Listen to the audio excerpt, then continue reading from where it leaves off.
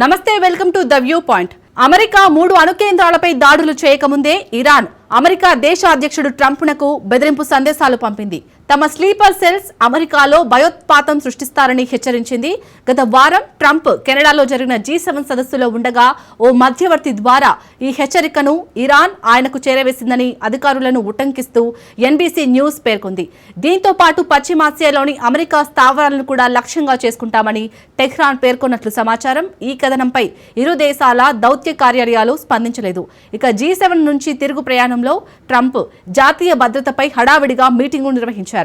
ఐరోపాలో అమెరికా వాసులను లక్ష్యంగా చేసుకునే సామర్థ్యం ఇరాన్కు ఉందని EUలోని చాలా దేశాలు విశ్వసించాయి. ట్రంప్ ఆదేశాలతో అమెరికా వాయుసేన ఇరాన్లోని ఇస్ఫహాన్, నతాంజ్, ఫోర్డో అణు కేంద్రాలపై విరుచుకుపడిన తర్వాతి రోజు ఈ విషయం వెలుగులోకి వచ్చింది. అమెరికాలోని ప్రధాన నగరాల్లోని లా ఎన్ఫోర్స్మెంట్ అధికారులను హై అలర్ట్లో ఉంచారు.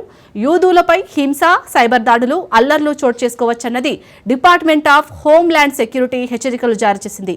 జో బైడెన్ హయాంలో ఓపెన్ బార్డర్ విధానంతో దాదాపు 1200 మంది ఇరాన్ జాతీయులు తమ దేశంలోకి ప్రవేశించిన బోర్డర్ జార్టామ్ హుమన్ పేర్కొన్నారు.